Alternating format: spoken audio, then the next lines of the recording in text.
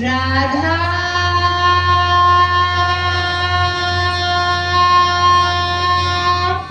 स्वामी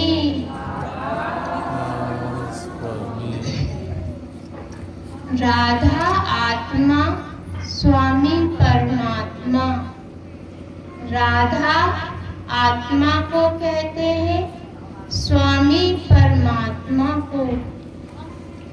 परमात्मा निराकार है, उनका कोई आकार नहीं है, वो साकार है, वो निराकार है। कहते हैं परमात्मा कण कण में है, सिर्फ वो आंखें चाहिए उनको देखने के लिए। जिस समय वो प्रकट हो जाता है तो पत्थर में भी दिखता है, जानवर में भी दिखता है, इंसान में भी, कण कण में व्याप्त है। मगर उस निराकार को हम पाए कैसे? उस निराकार शक्ति को हम पाए कैसे? कहाँ ढूंढे उसे? हमारे बने बनाए मंदिर में, जो स्वयं इंसान ने बनाए हैं। उन मंदिरों में जाकर तुम कहाँ तक पहुंचोगे? परमात्मा का मंदिर जो परमात्मा ने बनाया है वो हमारे भीतर है। जब तक हम उस मंदिर में नहीं पहुंचेंगे, अपने बनाए हुए मंदिरों में हम कहाँ तक जाएंगे? कहते हैं मूर्तिकार से बड़ी नहीं हो सकती, क्योंकि अभी कुछ विशेषताएं बाकी हैं।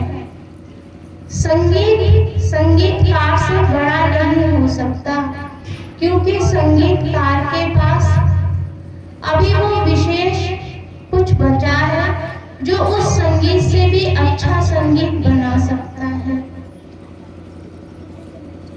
तो बनाने वाले से जो भी उसने मंदिर बनाए, मस्जिद बनाई, चर्च बनाई, गिरजाघर बनाए, वो स्वयं मनुष्य द्वारा निर्मित है।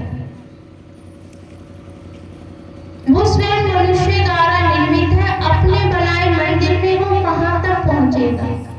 जब तक हम उस निराकार शक्ति के बनाए हुए मंदिर में नहीं पहुंचेंगे, हम कहीं भी नहीं पहुंच पाएंगे। वो निराकार शक्ति, वो परमात्मा का बनाया हुआ मंदिर हमारे भीतर है। आप सभी से, एक छोटे से बच्चे से भी पूछा जाए कि परमात्मा कहाँ है, वो कहता है हमारे भीतर है। आपसे भी पूछे कि परमात्मा कहाँ है, तो आप कहेंगे हमारे भीतर है। तो हम सभी बाहर क्या कर रहे हैं? कहाँ जा रहे हैं, कहाँ दौड़ रहे हैं? जिस समय उस निराकार शक्ति को हमने अंदर से पा लिया, तो हर जगह हमें वही नजर आएगा, हर जगह हमें वही पाएगा। चाहे वो मंदिर हो, मस्जिद हो, गिरजाघर हो, एक कुत्ता हो, बिल्ली हो, चाहे एक भिखारी हो, साधु हो, संत हो, हर जगह हमें वही मिलेगा। मगर उसको पाने के लिए तो हमें पहले भीतर जाना होगा। हम भी उन्हीं व्यक्ति की तरह है कि चाबी ढूंढ रहे हैं। एक व्यक्ति चाबी ढूंढ रहा है, उसके पास आकर दूसरा भी व्यक्ति उसके साथ ढूंढवाने लग गया। तीसरा उसका मित्र आया तो वो भी ढूंढवाने लग गया। सुबह से जब शाम हो गई तो पूछने लगे कि भाई चाबी तो मिलने ही नहीं, कहाँ खोई थी? कि वो तो घर के अंदर खोई थी। तो तुम बाहर क्या कर रहे हो और हमें भी लगा रखा है? जब अंदर खोई थी तो अंदर ढूंढो ना। व्यक्ति ने कहा अंदर तो अंधेरा है। वही स्थिति हमारी है कि अंदर तो अंधेरा है, इसीलिए हम परमात्मा को बाहर खोजते हैं, बाहर ढूंढने की कोशिश करते हैं। किसी ने पूछा, ध्यान क्या है? ध्यान किसे कहते हैं? ध्यान है पर्दा हटाने की कला। पर्दा कहीं बाहर नहीं पड़ा है, पर्दा तुम्हारे अंतर मन में पड़ा है, उस अंतर स्थल पर पड़ा है। और पर्दा क्या है? पर्दा है विचारों का, अच्छे विचारों का, बुरे विचारों का, उन विचारों के बुने हुए तानों बानों का वो पर्दा है जो हमारे अंदर पड़ा हुआ है। जिस समय हम इन विचारों को स्थिर करने लगते हैं, इन विचारों के पार जाने लगते हैं, जो भी व्यक्ति ने नाम दीक्षा ले रखी है, हम कुछ भी करें, माला जप करें, कोई भी जाप करें, हमारा ध्यान चलता रहेगा। मगर जब हम ध्यान में बैठते हैं, आंखों को बंद करके, जीभ का भी जब उच्चारण सिर्फ अंदर से होता है, जब हम ध्यान अवस्था में बैठते हैं तो विचार ऐसे उड़े चले आते हैं जैसे आंधी तूफान आ रही है। आज के विचार, कल के विचार, ऑफिस के, जाने के, खेती के, बाड़ी के, घर के, काज के, काम के, सभी विचार हमारे पास आने लगते हैं। हम निर्विचार होने चले थे और यहाँ तो विचारों का तूफान ही आ गया। इससे तो अच्छा हम विचार जब ध्यान अवस्था में नहीं थे तभी थे। तो जिस समय जब हम इन विचारों के पार जाने लगते हैं, इन विचारों को जब हम स्थिर करने लगते हैं, इन पांचों इंद्रियों को काबू में करते, सबसे पहले देखने की इंद्रिय, जब हम आंखों को बंद करेंगे तो हमें बाहर का कुछ नहीं दिखेगा, तभी तो ये अंदर का दरवाजा खुलेगा। बाहर की दुनिया में हम खोल करके हम कितना भी जप तप कुछ भी करें, क्योंकि जब चाबी अंदर खोई है तो वो अंदर ही मिलेगी, बाहर नहीं मिलेगी।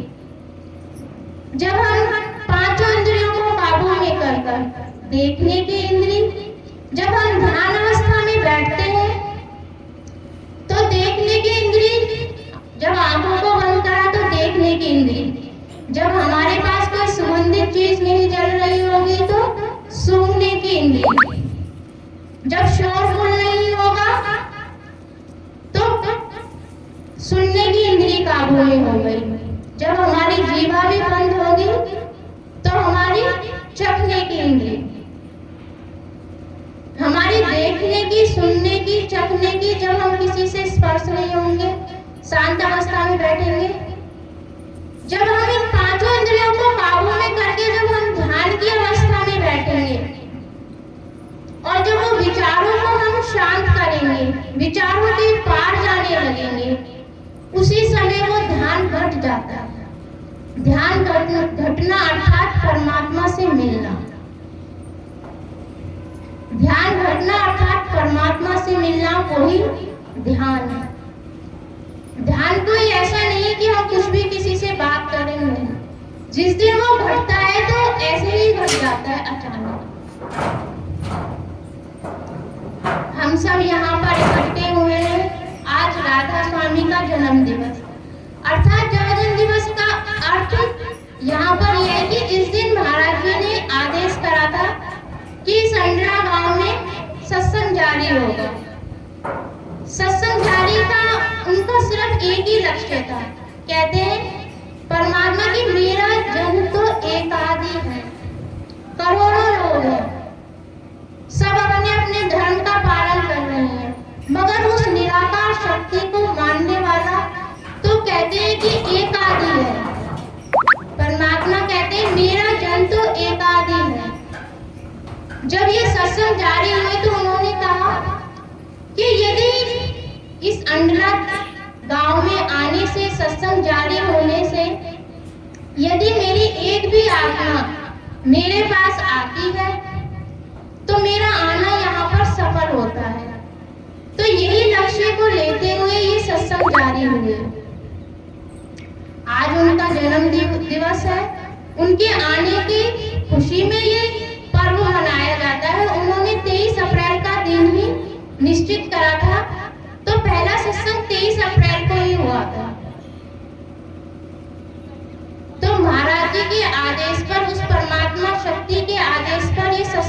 कार्य हुआ। तो यहाँ पर सभी ने यहाँ पर दीक्षा ली है, बहुत से लोगों ने दीक्षा ली है। कोई एक सीढ़ी पे चढ़ा है, कोई 2 सीढ़ी पे चढ़ा है। यहाँ पर उनको आए हुए आज उनका ये 9वां जन्म दिवस है। 8 साल पूरे हो चुके हैं और उनका ये 9वां जन्म दिवस है। तो यहाँ पर 9 साल में कौन कितनी सीढ़ी चढ़ा है? कोई अभी पहली सीढ़ी पे है, कोई किसी ने अभी चढ़ने की तैयारी नहीं की है, कोई दूसरी पे है, कोई तीसरी पर और एक पहली सीढ़ी पर भी है। ये तो उन्हीं को पता है कौन कितनी सीढ़ी पर है। जब हम ध्यान अवस्था में बैठते हैं तो यहाँ पर कोई बताने वाला नहीं है कि मैं किसी को स्पष्ट करूं कि कोई और। स्वयं स्पष्टीकरण करने वाले तुम स्वयं हो। किसी से भी कहा जाए, चाहे कोई पद का अधिकारी हो, चाहे कोई किसी का भी कोई किसी भी पद पे हो या किसी भी नौकरी पे हो या किसी के पास कोई भी बिजनेस हो या कोई भी कार्य हो, सब अपने को श्रेष्ठ मानते हैं। मगर श्रेष्ठ तो उनकी नजर में वो है जो उनकी सीढ़ी पर चढ़ गया। यहाँ ध्यान की अवस्था में बैठते हैं, कहते हैं कि जिसको जिस चीज का अनुभव होता है वो वही व्यक्ति जान सकता है और वही मानता है। इसीलिए परमात्मा कहते हैं कि मेरा जन तो एक आदि है। यदि सत्संग जारी होने से परमात्मा की एक आत्मा भी उसके पास जाती है तो यहाँ पर आना उनका सफल हुआ। इसी के आदेश अनुसार ये सत्संग जारी हुआ। अब ये हमारे ऊपर निर्भर करता है कि हम पहली सीढ़ी पे चढ़े कि सीढ़ी को देखे भी ना कि दूसरी और तीसरी। ये सब अपने कर्म पर निर्धारित है। कहते हैं हमारा जीवन सिर्फ मुहूर्त में निकल जाता है कि शुभ मुहूर्त क्या है। हर चीज का हम मुहूर्त ढूंढते हैं, मगर ना तो व्यक्ति मुहूर्त से जन्मता है। बच्चा पैदा होता है तो बिना मुहूर्त के जन्मता है। जब व्यक्ति की मृत्यु होती है तो बिना मुहूर्त के होती है। कोई मुहूर्त नहीं निकलता कि मुहूर्त में व्यक्ति को मुझे मरना है या वो जन्म लेता है तो ये शुभ मुहूर्त है, नहीं।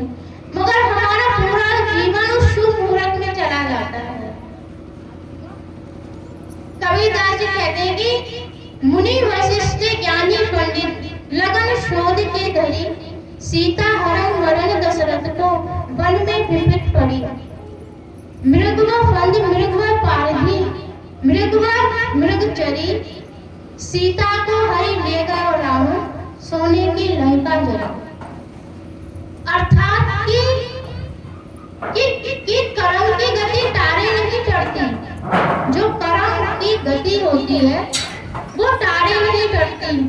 चाहे मुनि वशिष्ठ ज्ञानी पंडित ने कितनी भी लगन शोध के धरी, कितनी भी अच्छी तरह से उन्होंने सब कुछ सही करा, मगर जो उनके कर्म में था, राम सीता रावण लक्ष्मण जो भी उनके कर्म में था वो तारे से नहीं डरी।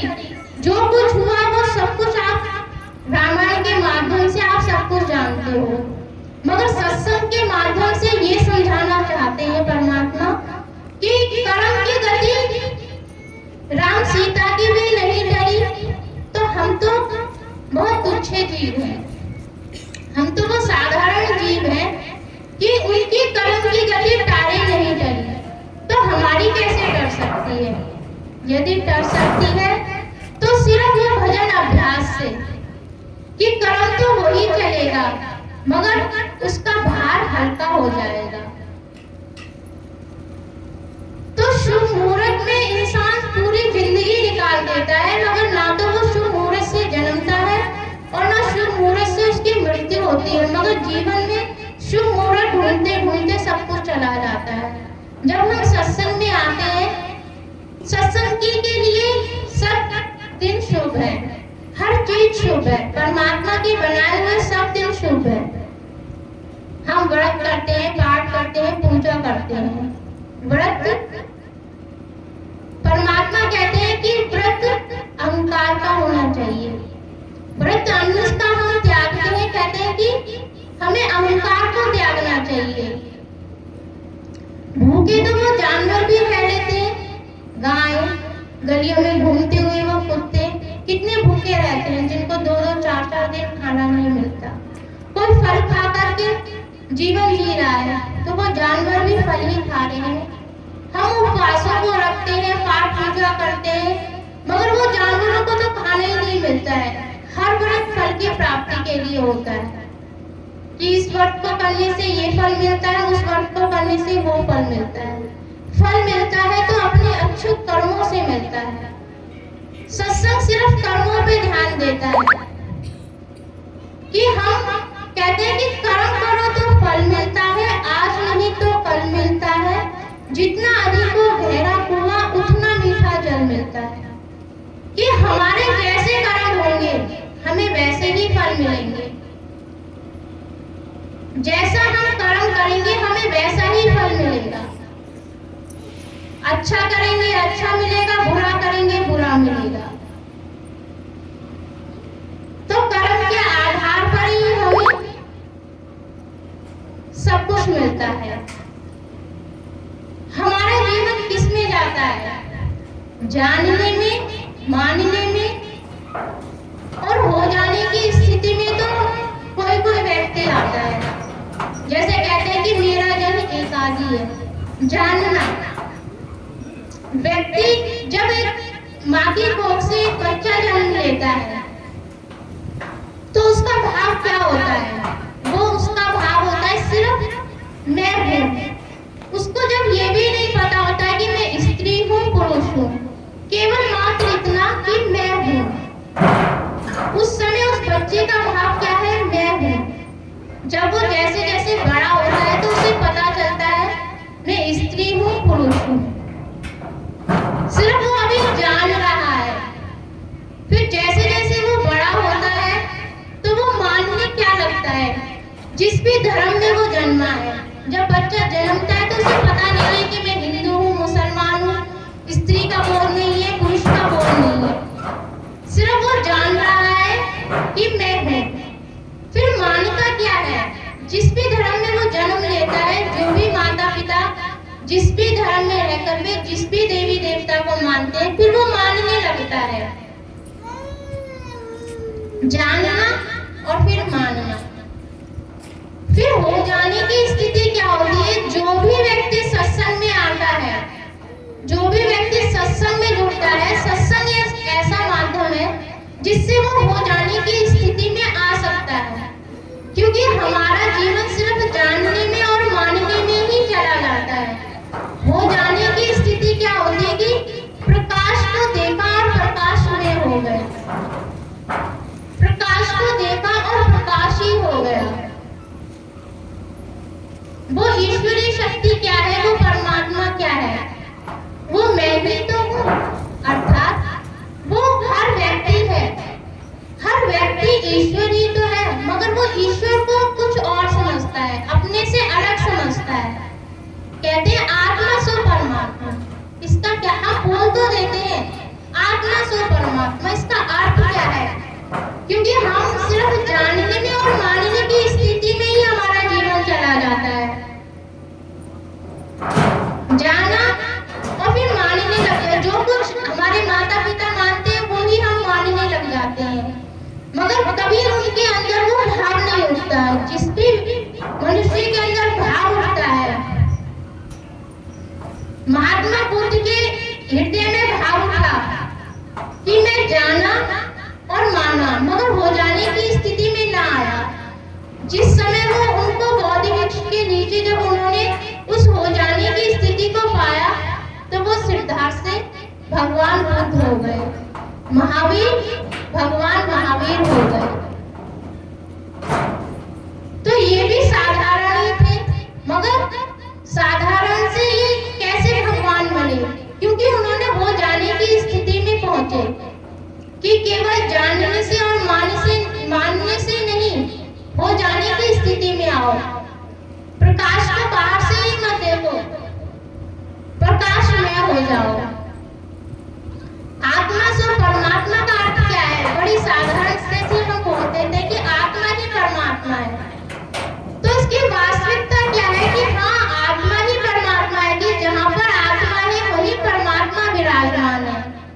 मगर हम उस स्थिति में जाए कैसे, उस हो जाने की स्थिति में हम आए कैसे?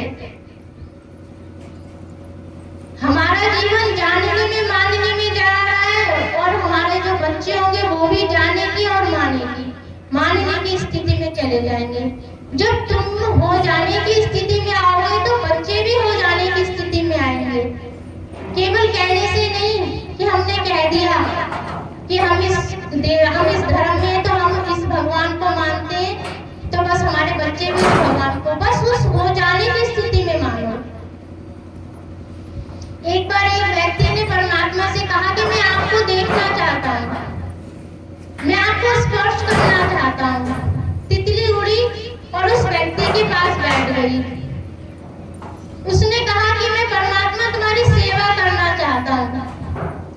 एक कुत्ता आया और उसके द्वार पर आ गया, उसने भगा दिया। उसने हाथ जोड़ के परमात्मा से बहुत रोया, बहुत विनती की कि परमात्मा मेरी आपने एक विनती न सुनी। परमात्मा ने कहा, मैं क्या पीतांबर वस्त्र पहनकर आता, या मैं धनुष लेकर आता, कि बांसुरी लेकर के आता? मैं तो आया तो था, मैं तो निराकार हूँ। तू हो जाने की स्थिति में ना था। जब तूने कहा कि मैं स्पर्श करना चाहता हूँ, तो मैं तितली बनकर तेरे से स्पर्श हुआ। जब तूने कहा कि मैं तुम्हारी सेवा करना चाहता हूँ, तो मैं टूटा हुआ मेरी टांग में कुत्ता बनकर आया, मगर तूने मुझे दुत्कार दिया। तू हो जाने की स्थिति में नहीं है,